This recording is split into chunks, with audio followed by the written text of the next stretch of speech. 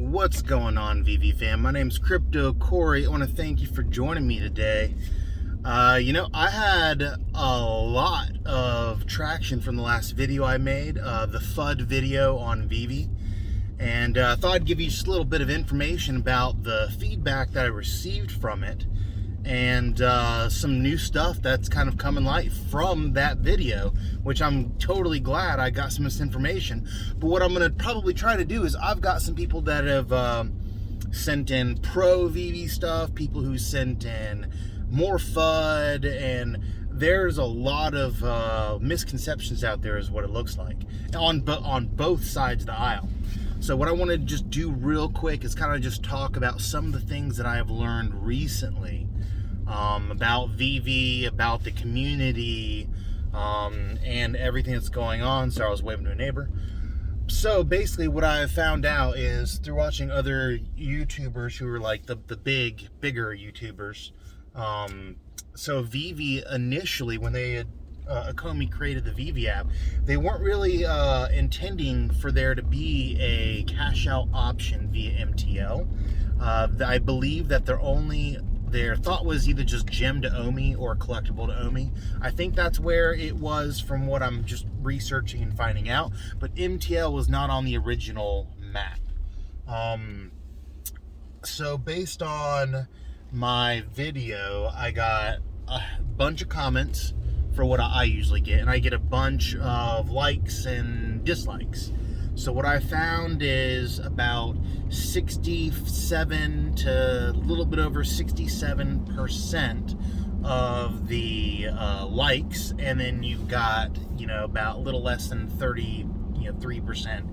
So basically 2/3 of the people liked my video and 1/3 of the people did not like my video. I would actually assume that there are more people who probably didn't like my video, and more people who maybe did but just didn't click the like or anything like that. So for the sake of argument, we're just going to say it's about 50-50. So you got some people who like it, some people who don't like the content that I shared. Looking at some of the comments, I saw a few where there were some people who just right off the bat, what they were really trying to just say is, oh, all you're trying to do is create FUD in order to drop the market so you can buy cheap. Well, that sounds great, but with only a couple hundred, YouTube followers, I don't think I'm having much of an impact on the FUD department to lower the prices. Plus, the prices have lowered on some of these things already well over 50%. So if you're looking for cheaper prices, you've got them right now. So I don't know how much lower the prices could honestly go before they start to go back up. They've dropped a tremendous amount. And I'm not upset with it. I understand how the market's working and stuff.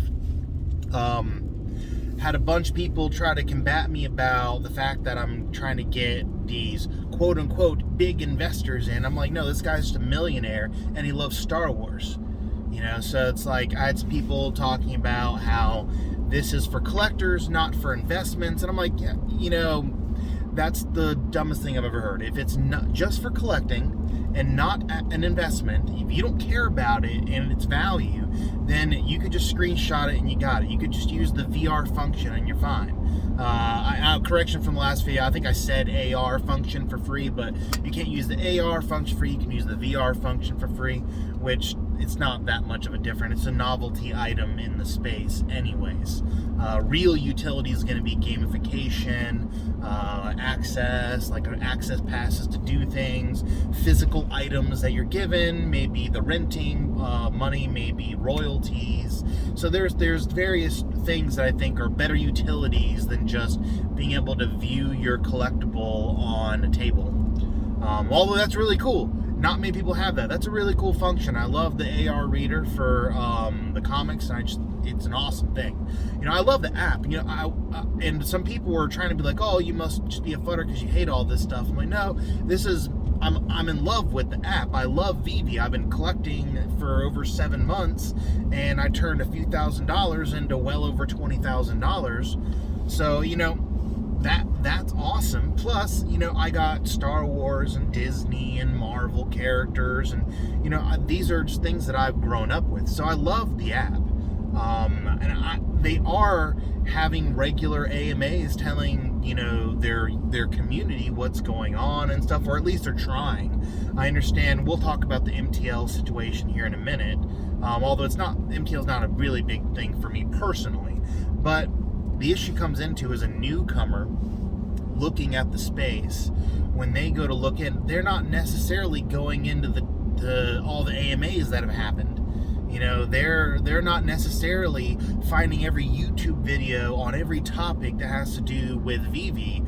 What they're just doing is they're going in on the website, they're checking out the website, and then they'll go in on Discord and they'll see what's going on in the Discord at the current moment, and then they'll try to ask questions where we've got another conversation to have about newcomers to the space. When they come into Veve asking questions in Discord, my boy got chewed out, and he's just trying to figure out what this space is about. So, there are great people in the community. There's also some bad actors in the community. And I think, when I'm trying to, and I've got a bunch of friends and a few family members into Veve. Some of them have made some good profits. Some have bought like one or two things. One of them is looking into it, and I sent them the Discord link and everything to go ahead and get started. So we'll just see what happens with that. But then, my friend who decided to do the research and didn't just take my advice and do it, he wanted to research what I sent him first. He went in and had a really bad experience with the community in the Discord chats trying to ask basic questions, and then he just gets labeled a fudder. And when I made this video, I saw the same things. People are just saying, oh, you're trying to lower the price, oh, you're just fudding, oh, you don't understand, you don't know this or that. And it's, these are legitimate questions. I think the Veve community could do better dealing with newcomers' legitimate questions, and I do think that the Ecomi team can make their website a little bit more user-friendly for people who are trying to do research on their company. If your company is a good company, which I believe that Ecomi is a good company, and the Veve app is a great app, and it's going to be awesome in the future, but if that's something that you want to portray to people, maybe newcomers need to be able to find some of the things that they're looking for when it comes to investments. Also, we got to think about who are the majority of people getting into Veve. From what I've been noticing from people I've talked to who are into crypto, they are more hesitant about getting into Veve than someone who does nothing with crypto. So while I'll accept the whole notion of a non-pro crypto person getting more into Veve than a crypto pro person, the issue is going to come into is if you need to build the space, you need the crypto people involved. And the biggest thing they've got is not your wallet, not your keys, not your wallet. So you can't take these collectibles off app. And all you would have to do, like, let's just say everyone just got hot water, Veve had to shut down for whatever reason. I don't think it's ever going to happen. But, this is how newcomers are thinking. If anything bad happens and Veve just shuts down the app, you can't get your collectibles. Like, there's nothing tying you to your collectibles other than a login that you have to use them for. That's a Web 2 format. That is not you owning your own wallet, putting your own collectibles on your wallet. Now that's from the crypto side of things. And I was new to crypto and new to NFTs at the exact same time, so I had no problem investing into Veve without having my keys, and then I have no problem investing into crypto with using wallets and keys and things like that. So I can understand both sides of the argument when it comes to the things that Veve's doing.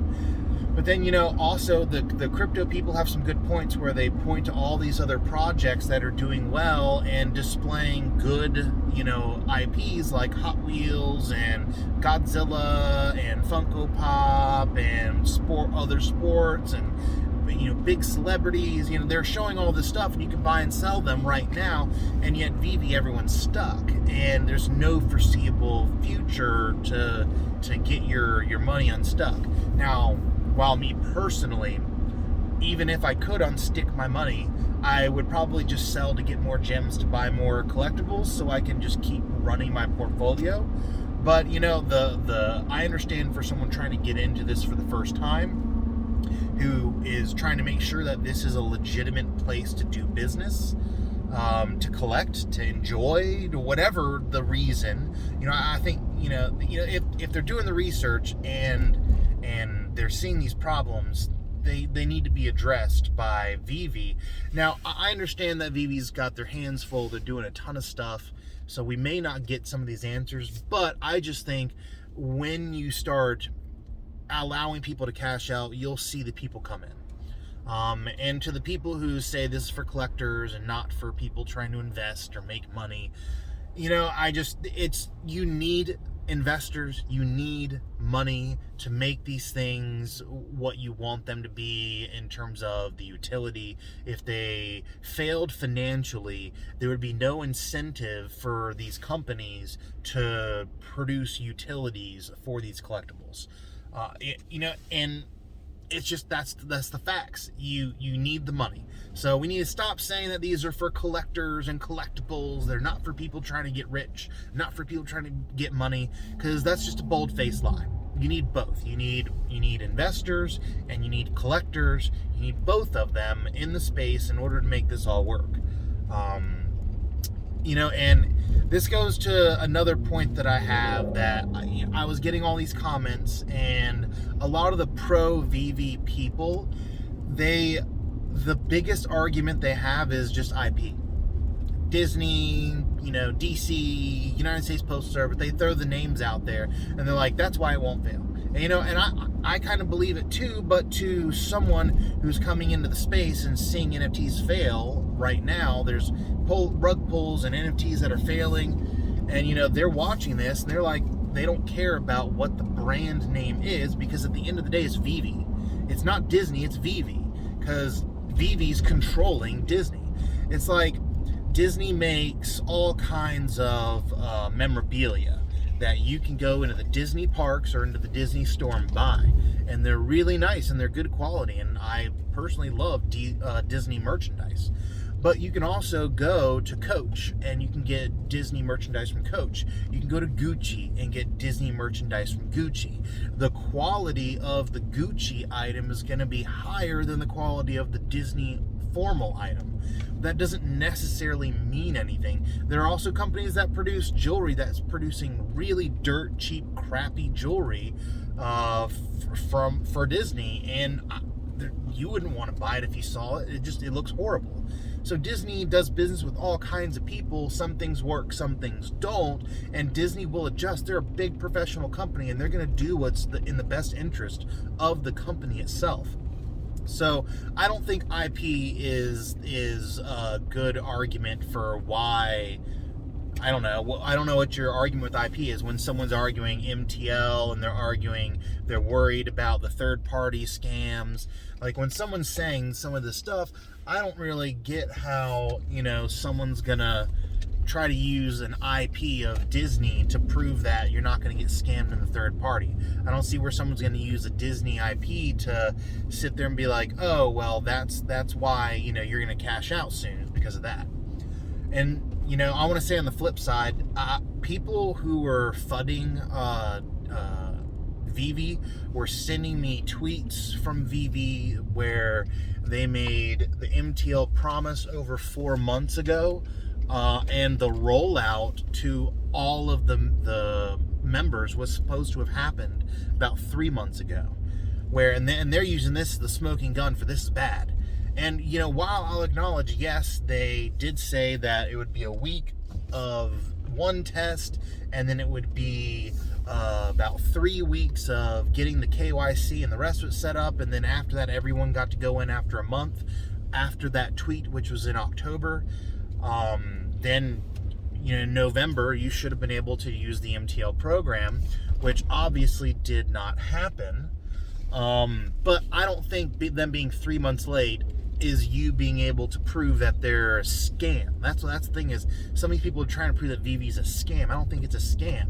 I think there are scams surrounding Veve, and I do think that Veve's not being very informative to newcomers, but I don't think Veve is a scam. But, some people who think Veve's a scam sending me this stuff, and, they got a good point with how Veve's making promises via tweets, and then the tweets aren't matching up with the white papers, and then the tweets aren't even coming true, and the white paper didn't come true. So I can understand. I don't want to sit there and pretend like I don't see all this stuff happening. But with that said, I think we could wait another 3 more months to message Veve for an update on the MTL pertaining to that post. But, I think that, I'm a fanboy, but I'm not going to sit there and try to be angry at people who are new to the space or angry at people asking legitimate questions. And I think that's something we really need to look into.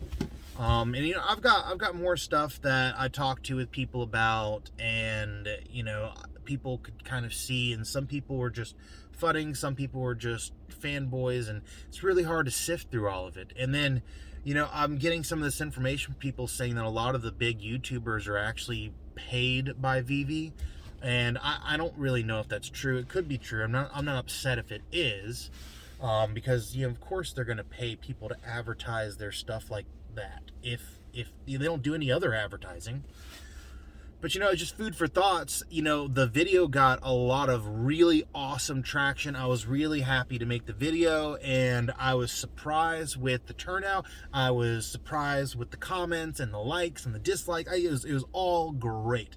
And I got a lot of subscribers that came in from that video, and I'll potentially make more, not necessarily like FUD videos, but more videos where my goal is to engage the community directly, either with a direct question or something along those lines.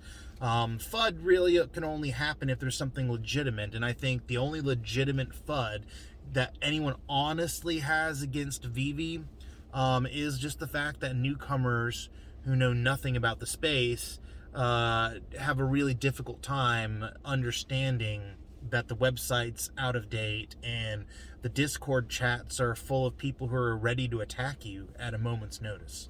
So that's the only FUD I really see. And I think the cash out's important. That's kind of a FUD, but it's gonna happen. The Immutable X migration, that was kind of a letdown, where they've been talking about it for so long, and then months of we're doing it, it's happening right now, and we'll have to shut down the app and this and that. And then when it finally does happen, there's nothing really visible. You could have just not told anybody anything and then done all the same stuff, and then someone would have just noticed the OMI on the pull down menu and gotten excited. That would have been the only news. And then you could wait and be like, hey, so we're at this stage of Immutable. But they're a busy team. They can't cover all bases and make all people happy. But I want to thank you for joining me. We'll make more of these in the future. My name is Crypto Corey. Nothing I say is financial advice, and I will see you on the next one. Later, Veve fam.